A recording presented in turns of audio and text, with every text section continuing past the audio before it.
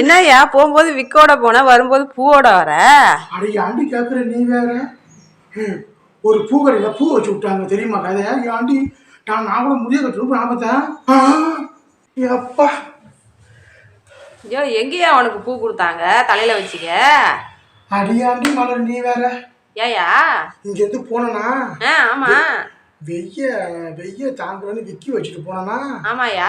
பொண்ணு பூ கடையில ஒரு ஆளு எடியான்னு கூப்பிட்டாங்க. யாரா அவன் என்ன எடியான்னு கூப்பிட்றான்னு சொல்லிட்டு, யோ யாரையா கூப்பிட்றான்? உன்னதாண்டி ரொம்ப விக்கிற அழகா இருக்கட்டி நம்பர் ஆண்டோ என்னடா பழகணும் இந்த ஒரு பூ வச்சுட்டு போன்னு சொல்லி பூவை கொடுத்தான் பாரு.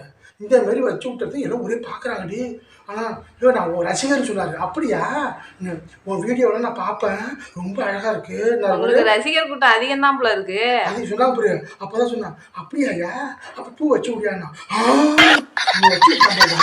நல்லா இருக்கா? நல்லா தாயா இருக்குது, நல்லா ஸ்டைலா தாயா இருக்கு. ஆண்டி தெருவில் போக முடியாது, நாயெல்லாம் வச்சுட்டு வருது. நீ என்ன ஸ்டைல் வருதுன்னு சொல்லு. ஐயோ சாமி நான் உடந்துட்டு தலை தெரிக்க நீ ஒரு ஆண்டு நீ பேசுற நீ இன்னும் விற்க வச்சுட்டு போகக்கூடாது. மண்டை வெய்ய அடிக்குதே. சரி விற்க மாட்டு போனா அங்கே ஒருத்தன் வாடி போடி என்ன. ஐயோ பரவாயில்லையா? என்ன பரவாயில்ல, ரொம்ப அழகா இருக்கங்கறியா? அழகா தாயா இருக்க, ஸ்டைலா அழகா இருக்குது. பொம்பளையே தோத்துருவாங்க போல இருக்கு.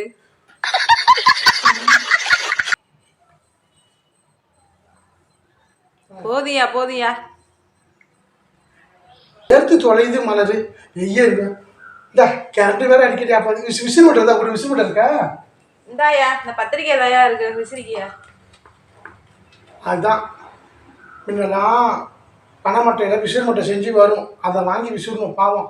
அதை வாங்கி நம்ம விசிறாதான் அவங்க ஒரு குழப்பு நடத்துவாங்க பாவம் தெரியுமா? விசில் மட்டை நம்ம வாங்கினாதான் அவங்களுக்கு ஒரு குழப்பு வரும். அதுக்கு தான் அன்னைக்கே வெயில வச்சு ஆண்டவன். அவன் வெயில வச்சு கரண்ட் ஆஃப் பண்ணி விசில் மட்டை கொடுத்தான்.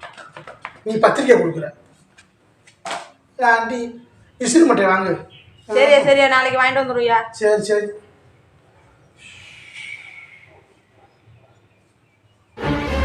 நல்லா மணக்குது. ஐயோ காலைல கடைக்கு போனோம் இல்லையா? ஆமா. உன் ஃப்ரெண்டு கிட்ட பேசணும் இல்லையா? ஏயா காதுல அவர் பேண்டேஜ் போட்டிருக்காரு, என்னயாச்சு அவருக்கு? அது ஒண்ணும் இல்ல மலரு. இத சொன்னோன்னு வச்சுக்கோ நீ ஏன் சிரிப்ப. அதுக்கேண்டி நீ குரலை வாங்கி ஆன்னு கத்துற. பொறுமையா பேசுறி. தெரியுமா கதை? என்னயா கதை சொல்லியா? உன்னை விட்டுட்டு இறங்கி விட்டுட்டு நான் போனேன்ல. ஆமா. போறப்ப அவன் நின்னான். இங்க வாடா, ஏன்டா காதுல கட்டு போட்டிருக்க, தைய போட்டிருக்க ஏன்டான்னு. அட ஏன்டா நீ வேற கேண்டியா கேட்குற? என் வீட்டுல தோசைக்கல் இல்லடா.